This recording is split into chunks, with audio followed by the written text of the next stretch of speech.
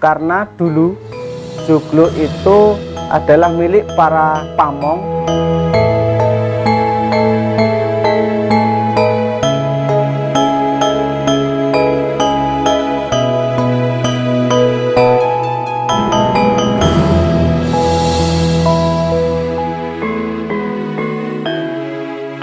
Hijau yang menenangkan. Begitu gambaran awal saat memasuki Kalurahan Kepek yang berada di Kapanewon Saptosari, Kabupaten Gunung Kidul, Provinsi Daerah Istimewa Yogyakarta. Suasana pegunungan yang indah, keramahan warganya, hingga rumah-rumah tradisional atau rumah joglo yang menjadi ikon tersendiri dan menjadi pembeda dari daerah-daerah lainnya. Di Desa Kepek ini memang masih banyak sekali bangunan berupa joglo. Karena dulu joglo itu adalah milik para pamong yang berguna untuk melayani masyarakat. Selain itu, joglo juga digunakan untuk pertunjukan kesenian.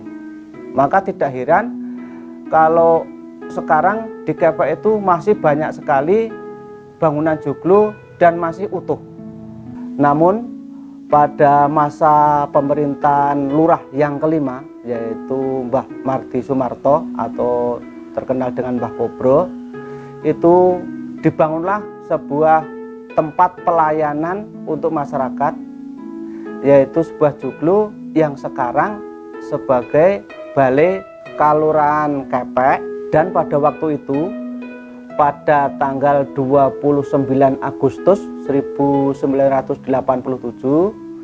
diresmikan oleh Sri Paduka Pakualam yang ke-8 sebagai Wakil Gubernur Daerah Istimewa Yogyakarta. Di Kepek ini ada 2 buah bangunan joglo yang sebagai cagar budaya, yaitu milik Mbah Kartiwinoto dan Ibu Suwarni. Pada tahun 2020 itu sebagai juara 2 lomba kebersihan, merawat dan menjaga cagar budaya di Kabupaten Gunung Kidul. Memang bangunan joglo merupakan simbol dari kemapanan dan kebanggaan bagi warga Kalurahan Kepek, Kapanewon Saptosari. Salah satu joglo yang menjadi bagian sejarah Kalurahan Kepek adalah Joglo Kartiwinoto. Joglo dengan luas sekitar 739 meter persegi ini telah memperoleh penghargaan pelestarian warisan budaya dari Sri Sultan Hamengkubuwono X pada tahun 2005 dengan kategori rumah atau bangunan perorangan. Saya nama Mulyakno, putra dari Bapak Kartiwinoto almarhum. Rumah ini atau joglo ini dibuat oleh mbah kami, namanya Mbah Niti Karyo. Dibuat tanggal 24 bulan 5 atau Mei tahun 1930. Awal mula joglo ini milik pribadi, yaitu milik Mbah Niti Karyo. Tetapi karena menjadi lurah di Kelurahan Kepek, maka joglo ini selain untuk pribadi tetapi juga untuk pelayanan umum. Untuk pewarisan awal mula ini milik simbah, kemudian karena simbah itu mempunyai 7 bersaudara, maka ini diberikan kepada anak yang jumlahnya 4, termasuk 4 itu adalah ibu saya. Kemudian saudara-saudara dari ibu saya bersepakat untuk tidak dibagi-bagi sehingga kepemilikan jatuh ke ibu. Setelah ibu, kemudian ibu meninggal, bapak meninggal, maka kepemilikan di kami berenam. Kami masih bersepakat sementara ini bahwa joglo ini adalah milik bersama. Kemudian terkait dengan pengungsian itu terjadi ketika ada agresi Belanda yang kedua. Tahunnya 1949. tempat-tempat yang terkait dengan pelayanan umum, misalnya kepatian, sudah diduduki. Bupati dan pemerintahan mengungsi di tempat kami. Tapi sebelum kabupaten bertempat, yang lebih dulu mengungsi adalah Kapanewon Palian, camat dan perangkatnya mengungsi dulu di sini.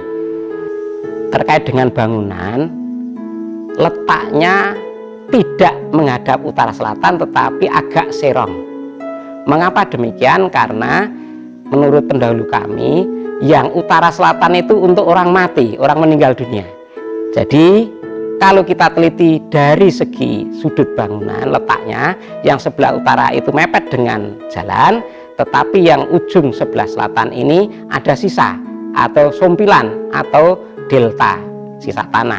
Kemudian ada pembagian kaitannya ruang, itu yang depan sendiri bangunan itu orang lain mungkin menyebut sebagai lintering, sementara kami menyebutnya sebagai telalai.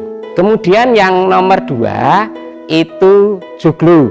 Kemudian yang nomor 3 utaranya lagi dalam ageng, wujudnya limasan. Kemudian belakang sendiri dalam ageng lagi juga berupa limasan. Sebelah timur ini namanya gandok. Bangunan gandok ini terdiri dari 3 kampung. Sebelah utara itu secara umum untuk dapur. Sementara untuk yang kampung sebelah selatannya atau yang di tengah itu untuk paren atau katakanlah untuk hasil pertanian. Kemudian yang selatan sendiri untuk lesung, artinya untuk meletakkan tempat untuk menumbuk padi, dan juga ada gudang, dan juga ada sebagian untuk kayu dan halaman sedikit. Tetapi ada yang namanya yang depan belah itu namanya sentong. Sentong yang sebelah timur dibuat untuk kamar tidur, sementara sentong yang sebelah kiri atau sebelah barat untuk musola. Berikutnya ada pakiwan yang sebelah utara, itu ada bak mandi, ada tempat WC dan kamar mandi. Kemudian di sebelah depan kiri itu juga ada bak mandi atau kolah. Keunikan kembali ke hal yang namanya telalai ini menurut pemahaman kami terkait dengan gajah, atau dalam bahasa Jawa disebut liman atau limaan. Limaan kaitannya dengan era Islam. Keunikan yang lain ada yang namanya lesung yang terbuat dari kayu jati, yang lainnya juga bentuk lantai. Aslinya dulu yang kita atau kami tempati ini dulu katakanlah ada sesek. Sesek itu anyaman bambu tapi kulitan. Kemudian di sebelah belakang kami ini juga sampai sekarang kami lestarikan sesek sampai yang dalam ageng yang pertama. Itu keunikan dari bentuk lantai. Untuk yang kami tempati ini sudah diganti dengan tegel. Yang tegel ini adalah tegel alam yang berasal dari Mulo atau yang selatan Wonosari. Kemudian kaitannya dengan dinding atau gebyok, saya masih teringat ketika itu tahun-tahun 60-an, itu sebenarnya gebyok ini, dinding-dinding ini kayu jati, itu yang halus itu sebenarnya satu permukaan. Jadi yang seperti belakang kami ini halus, artinya dipasah dengan sempurna. Tetapi di baliknya itu masih asli dengan dulu itu dengan petel, jadi masih kasar.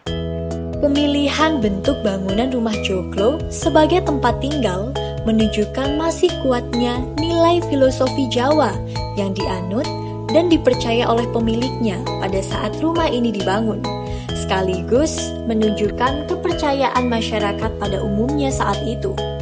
Mengacu pada bentuk atap yang mengambil filosofis bentuk sebuah gunung, pada awalnya filosofis bentuk gunung tersebut diberi nama atap tajuk, tapi kemudian berkembang menjadi atap joglo. Istilah joglo berasal dari 2 kata, yaitu tajuk dan loro, yang bermakna penggabungan 2 tajuk. Dalam kehidupan masyarakat Jawa, gunung sering dipakai sebagai ide bentuk yang dituangkan dalam berbagai simbol, khususnya untuk sesuatu simbol-simbol yang sakral. Hal ini karena adanya pengaruh kuat keyakinan bahwa gunung atau tempat yang tinggi adalah tempat yang dianggap suci dan tempat tinggal para dewa.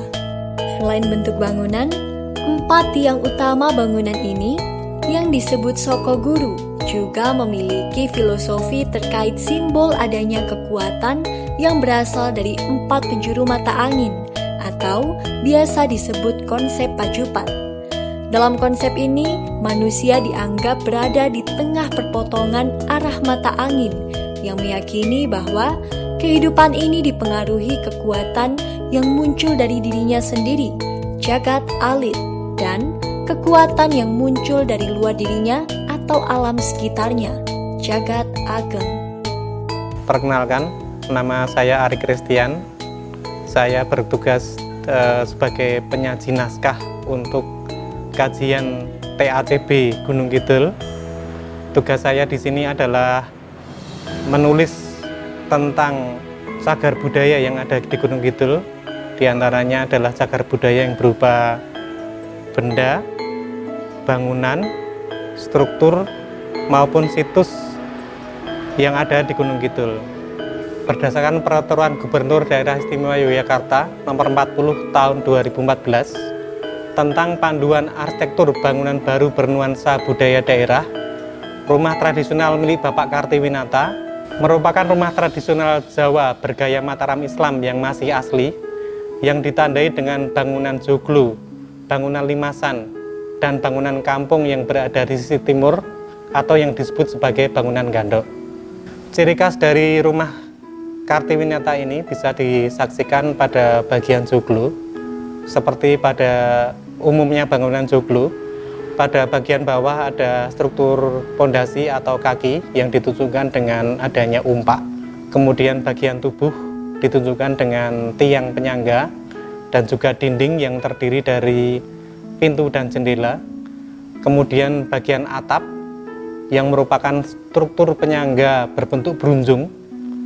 Struktur ini merupakan struktur yang unik yang terdiri dari sunduk kili, belandar, dodo peksi, tumpang sari, uleng, jurai, nok, dan mulu. Seluruh permukaan kayu pada bangunan joglo ini tidak dicat atau polos dan berwarna coklat. Pada tahun 2016, tim ahli cagar budaya Gunung Kidul telah melakukan kajian terhadap bangunan ini dan telah merekomendasikan kepada Bupati Gunung Kidul untuk menetapkan bangunan rumah tradisional Kartiwinata sebagai bangunan cagar budaya.